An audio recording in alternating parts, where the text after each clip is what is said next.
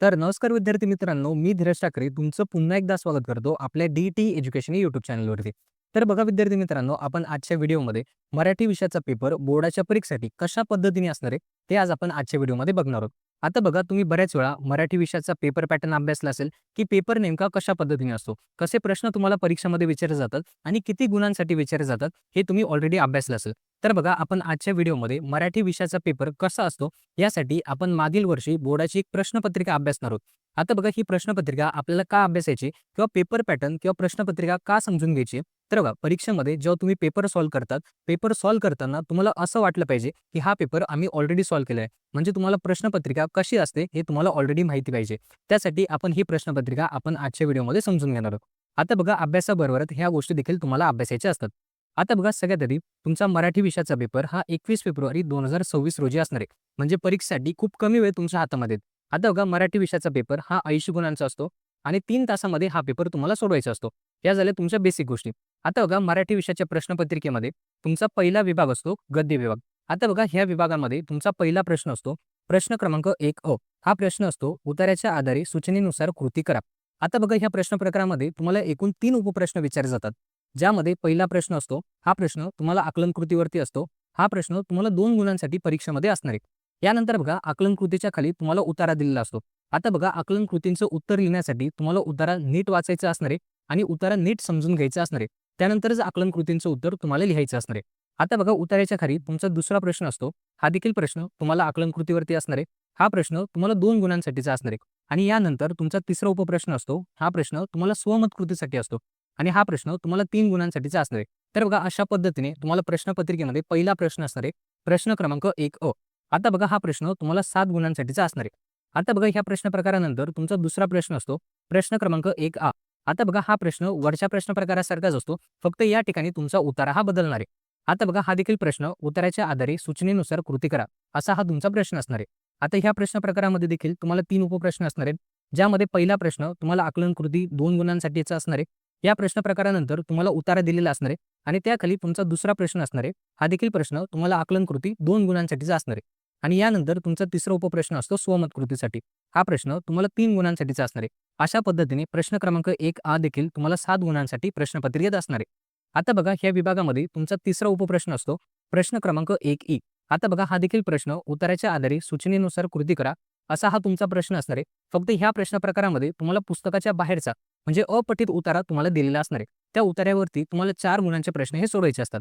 आता बघा ह्या प्रश्न प्रकारामध्ये तुम्हाला फक्त आकलन कृती 2 गुणांसाठी आणि त्यानंतर दुसरी आकलन कृती 2 गुणांसाठी असे एकूण आकलन कृतीवरती 4 गुणांचे प्रश्न तुम्हाला विचारले जातात.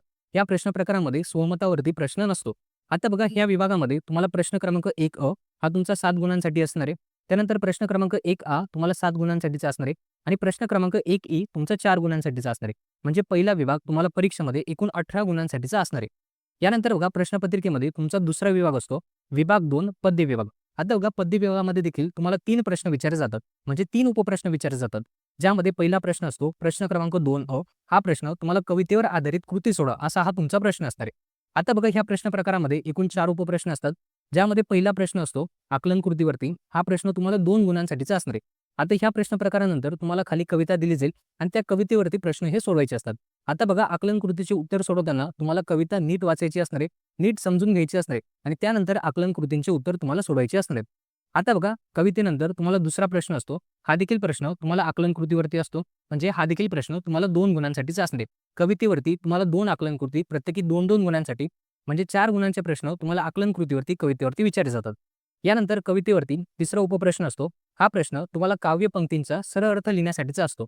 आता बघा हा देखील प्रश्न तुम्हाला 2 गुणांसाठीचा असणार आहे. आता बघा ह्या प्रश्न प्रकारामध्ये तुम्हाला दिलेल्या कवितेतील कुठल्याही 4 ओळी दिल्या जातील आणि त्यांचा सरळ अर्थ तुम्हाला लिहायचा असणार आहे. आता बघा ह्या प्रश्न प्रकारानंतर तुम्हाला प्रश्न क्रमांक 2 अ मध्ये तुमचा चौथा उपप्रश्न असतो काव्यसौंदर्यावरती. तर बघा कवितेतील तुम्हाला एक ओळ दिली जाईल आणि त्या ओळीचा तुम्हाला काव्यसौंदर्य हा लिहायचा असतो. हा देखील प्रश्न तुम्हाला 2 गुणांसाठीचा असणार आहे. तर बघा अशा पद्धतीने प्रश्न क्रमांक 2 अ हा तुम्हाला परीक्षेमध्ये एकूण 8 गुणांसाठीचा असणार आहे. या प्रश्न प्रकारामध्ये तुम्हाला 4 उपप्रश्न हे विचारले जातील. त्यानंतर बघा पद्य विभागामध्ये तुमचा दुसरा प्रश्न असतो प्रश्न क्रमांक 2 आ. आता बघा हा प्रश्न खालील मुद्द्यांच्या आधारे कोणत्याही एका कवितेसंबंधित खालील कृती सोडवा असा हा तुमचा प्रश्न असणार आहे. आता बघा हा प्रश्न तुम्हाला 4 गुणांसाठी परीक्षेमध्ये असणार आहे. आता बघा ह्या प्रश्न प्रकारामध्ये तुम्हाला 2 कविता दिल्या जातात. तर दोन्ही कवितांपैकी एका कवितेवर तुम्हाला खालील कृती ही सोडवायची असते. आता बघा कृतीमध्ये कुठले प्रश्न विचारले जातात? तर बघा पहिला प्रश्न प्रकार असतो दिलेल्या कवितेचे कवी किंवा कवयित्री लिहा. त्यानंतर दुसरा प्रश्न प्रकार असतो किंवा दुसरी कृती असते यामध्ये तुम्हाला कवितेचा विषय विचारला जातो आणि तिसरी कृती असते यामध्ये तुम्हाला बऱ्याच वेळा कविता आवडण्याचं किंवा न आवडण्याचं कारण विचारलं जातं किंवा तुम्हाला दिलेल्या कवितेतील 2 शब्द दिले जातात. त्या दोन्ही शब्दांचा अर्थ तुम्हाला लिहायचा असतो. तर बघा असे 4 प्रश्न प्रकार तुम्हाला यामध्ये विचारले जाऊ शकतात. हा प्रश्न एकूण 4 गुणांसाठीचा असतो. यामध्ये कवितेचे कवी किंवा कवयित्री लिहिण्यासाठी 1 गुण असणार आहे. त्यानंतर कवितेचा विषय लिहिण्यासाठी 1 गुण असणार आहे आणि कविता आवडण्याचं किंवा न आवडण्याचं कारण किंवा दिलेल्या शब्दांचा अर्थ लिहिण्यासाठी तुम्हाला 2 गुणांसाठी हा प्रश्न असणार आहे. तर बघा अशा पद्धतीने प्रश्न क्रमांक 2 हा तुम्हाला 4 गुणांसाठी प्रश्नपत्रिकेत पाहायला मिळणार आहे. त्यानंतर बघा ह्या विभागामध्ये तुमचा शेवटचा प्रश्न असतो प्रश्न क्रमांक 2 आता बघा हा प्रश्न तुम्हाला रसग्रहण कृतीवरती असतो. आता बघा तुमच्या पाठ्यपुस्तकातील कुठल्याही कवितेच्या 2 किंवा 4 ओळी तुम्हाला दिल्या जातील आणि त्या ओळींचं तुम्हाला रसग्रहण हे करायचं असणार आहे. तर बघा हा प्रश्न तुम्हाला 4 गुणांसाठीचा असणार आहे. आता बघा पद्य विभागामध्ये तुमचा पहिला प्रश्न असतो प्रश्न क्रमांक 2 हा प्रश्न तुम्हाला 8 गुणांसाठीचा असणार आहे. त्यानंतर पुढचा प्रश्न असतो प्रश्न क्रमांक 2 हा प्रश्न तुम्हाला 4 गुणांसाठीचा असणार आहे आणि प्रश्न क्रमांक 2 हा देखील तुम्हाला 4 गुणांसाठीचा असणार आहे. असा एकूण 16 गुणांसाठीचा हा तुमचा विभाग परीक्षेमध्ये असणार आहे. आता बघा ह्या विभागानंतर प्रश्नपत्रिकेमध्ये तुमचा तिसरा विभाग असतो विभाग 3 स्थूल वाचन. आता बघा हा विभाग अगदी सोपा असतो. या विभागामध्ये एकच प्रश्न तुम्हाला विचारला जातो. आता बघा हा प्रश्न तुम्हाला 6 गुणांसाठीचा असणार आहे. आता बघा प्रश्न क्रमांक 3 कशा पद्धतीने असणार आहे? खालीलपैकी कोणत्याही 2 कृती सोडवा. आता बघा यामध्ये तुम्हाला 3 प्रश्न प्रकार दिले जातात. 3 पैकी कुठलेही 2 प्रश्न तुम्हाला सोडवायचे असतात. प्रत्येकी प्रश्न 3 गुणांसाठीचा असतो. म्हणजे 6 गुणांसाठी हा तुमचा प्रश्न प्रकार असणार आहे. आता बघा स्थूल वाचन ह्या विभागामध्ये तुम्हाला पाठाखालील जे प्रश्न असतात तेच प्रश्न किंवा स्वाध्यायातलेच प्रश्न तुम्हाला विचारले जातात. आता बघा ह्या विभागाचा अभ्यास करताना तुमच्या पाठ्यपुस्तकामध्ये स्थूल वाचनासाठी जे धडे दिले त्या धड्यांखालील स्वाध्याय तुम्हाला अभ्यासायचं असणार आहे किंवा ते प्रश्न तुम्हाला पाठांतर करायचे असणार आहे. आता बघा यामध्ये 3 प्रश्न असणार आहेत. 3 पैकी कुठलेही 2 प्रश्न तुम्हाला 6 गुणांसाठी सोडवायचे असणार आहेत. यानंतर बघा प्रश्नपत्रिकेमध्ये चौथा विभाग असतो भाषा अभ्यास विभाग. यालाच आपण व्याकरण विभाग असं देखील म्हणतो. आता बघा हा विभाग तुम्हाला एकूण 16 गुणांसाठी परीक्षेमध्ये असणार आहे. आता बघा ह्या विभागामध्ये 2 प्रश्न असतात. प्रश्न क्रमांक 4 आणि प्रश्न क्रमांक 4 आता बघा प्रश्न क्रमांक 4 हा तुमचा व्याकरण घटकांवर आधारित कृती सोडा असा हा तुमचा प्रश्न असतो. आता हा प्रश्न तुम्हाला 8 गुणांसाठी परीक्षेमध्ये असणार आहे. या प्रश्न प्रकारामध्ये तुम्हाला 3 उपप्रश्न हे विचारले जातात. ज्यामध्ये पहिला प्रश्न असतो समासावरती 2 गुणांसाठीचा हा तुमचा प्रश्न असतो. आता बघा ह्या प्रश्न प्रकारामध्ये तुम्हाला सामासिक शब्द आणि समासाचं नाव दिलं जातं आणि त्यांचे योग्य जोड्या तुम्हाला जोडायचे असतात किंवा तुम्हाला समासाचं नाव दिलं जाईल आणि त्याचा विग्रह तुम्हाला परीक्षेमध्ये विचारला जाऊ शकतो. यानंतर बघा ह्या प्रश्न प्रकारामध्ये तुमचा दुसरा उपप्रश्न असतो. हा प्रश्न तुम्हाला शब्दसिद्धी ह्या घटकावरती विचारला जातो. आता बघा हा प्रश्न देखील तुम्हाला 2 गुणांसाठीचा असणार आहे. आता ह्या प्रश्न प्रकारामध्ये तुम्हाला 4 शब्द दिले जातात आणि त्यांचं विभाजन हे तुम्हाला करायचं असतं. असा एकूण 2 गुणांसाठीचा अगदी सोपा प्रश्न तुम्हाला विचारला जातो. यानंतर बघा प्रश्न क्रमांक 4 मध्ये तुमचा तिसरा उपप्रश्न असतो. हा उपप्रश्न तुम्हाला वाक्प्रचारावरती विचारला जातो. आता बघा हा प्रश्न तुम्हाला 4 गुणांसाठीचा असणार आहे. आता बघा ह्या प्रश्न प्रकारामध्ये तुम्हाला 4 वाक्प्रचार दिले जातात. 4 पैकी कुठल्याही 2 वाक्प्रचारांचा अर्थ सांगून त्यांचा वाक्यात उपयोग तुम्हाला करायचा असतो.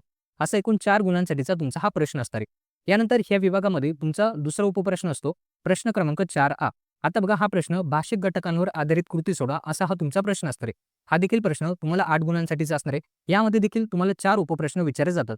पहिला प्रश्न असतो शब्द संपत्ती. आता बघा हा प्रश्न तुम्हाला 4 गुणांसाठीचा असणार आहे आणि अगदी सोपा हा प्रश्न असतो. यामध्ये तुम्हाला पहिला प्रश्न असतो शब्द समूहासाठी 1 शब्द लिहा. त्यानंतर पुढचा प्रश्न असतो विरुद्धार्थी शब्द लिहा. तिसरा प्रश्न असतो शब्दांचे समानार्थी शब्द लिहा आणि शब्द संपत्तीमध्ये चौथा उपप्रश्न असतो. यामध्ये तुम्हाला एक शब्द दिला जातो. त्या शब्दातील अक्षरांचा वापर करून तुम्हाला 2 अर्थपूर्ण शब्द हे तयार करायचे असतात. तर प्रश्न क्रमांक 4 मध्ये जो तुमचा पहिला प्रश्न असतो यामध्ये शब्द संपत्तीवरती 4 गुणांचे अगदी सोपे प्रश्न तुम्हाला परीक्षेमध्ये विचारले जातात. आता बघा प्रश्न क्रमांक 4 मध्ये तुमचा दुसरा उपप्रश्न असतो लेखन नियमानुसार लेखन. आता बघा हा प्रश्न तुम्हाला 2 गुणांसाठी परीक्षेमध्ये असणार आहे. आता बघा ह्या प्रश्न प्रकारामध्ये तुम्हाला 4 वाक्य दिले जातात. 4 पैकी कुठल्यातरी 2 वाक्य तुम्हाला सोडवायचे असतात. म्हणजे 2 वाक्यातील अशुद्ध शब्द ओळखून तो शुद्ध करून तुम्हाला लिहायचा असतो. आता बघा ह्या प्रश्न प्रकारामध्ये तुम्हाला असा देखील प्रश्न विचारला जाऊ शकतो ज्यामध्ये तुम्हाला शब्द दिले जातील त्यापैकी शुद्ध शब्द तुम्हाला ओळखायचा असणार आहे. तर बघा लेखन नियमानुसार लेखन हा प्रश्न प्रकार परीक्षेमध्ये 2 गुणांसाठी तुम्हाला विचारला जातो. आता बघा प्रश्न क्रमांक 4 मध्ये तुमचा तिसरा उपप्रश्न असतो. यामध्ये विरामचिन्हांवरती प्रश्न हा विचारला जातो. आता बघा हा प्रश्न तुम्हाला 1 गुणासाठी परीक्षेमध्ये असणार आहे. यामध्ये बघा तुम्हाला विरामचिन्ह दिले जातात आणि त्यांचं नाव तुम्हाला लिहायचं असतो. अगदी सोपा हा प्रश्न असतो. त्यानंतर चौथा उपप्रश्न असतो पारिभाषिक शब्द. यामध्ये तुम्हाला इंग्लिशमध्ये काही शब्द दिले जातात. त्यांना तुम्हाला मराठीमध्ये ट्रान्सलेट करायचं असतं. तर बघा हा देखील प्रश्न तुम्हाला 1 गुणासाठीचा असतो. तर बघा भाषा अभ्यास विभाग अगदी सोपा असतो. या विभागामध्ये तुम्हाला 16 पैकी 16 गुण तुम्हाला इझिली मिळवता येतात. आता बघा प्रश्नपत्रिकेमध्ये तुमचा शेवटचा आणि 5वा विभाग असतो उपयोजित लेखन विभाग. आता बघा हा विभाग एकूण 24 गुणांसाठी परीक्षेमध्ये तुम्हाला विचारला जातो. आता बघा ह्या विभागामध्ये पहिला प्रश्न असतो प्रश्न क्रमांक 5 हा प्रश्न खालील कृती सोडवा असा हा तुम्हाला विचारला जातो. आता बघा हा प्रश्न प्रकार एकूण 6 गुणांसाठीचा असणार आहे. आता प्रश्न क्रमांक 5 मध्ये देखील तुम्हाला 2 उपप्रश्न विचारले जातात. पहिला प्रश्न असतो पत्रलेखनावरती आणि दुसरा प्रश्न असतो सारांश लेखनावरती. पत्रलेखन किंवा सारांश लेखन ह्या दोन्ही प्रश्न प्रकारापैकी एक प्रश्न प्रकार तुम्हाला सोडवायचा असतो. आता बघा पत्रलेखनामध्ये देखील तुम्हाला 2 प्रश्न दिले जातात. 2 पैकी 1 प्रश्न तुम्हाला सोडवायचा असतो.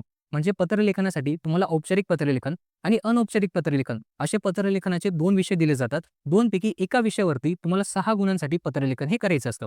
आता बघा पत्रलेखनाला और म्हणून तुम्हाला सारांश लेखनाचा प्रश्न हा दिला जातो. आता बघा गद्य विभागामध्ये प्रश्न क्रमांक 1 ई मध्ये जो आपण अपठित गद्य बघितला त्याचा सारांश तुम्हाला लिहायचा असतो. हा देखील प्रश्न तुम्हाला 6 गुणांसाठीचा असणार आहे.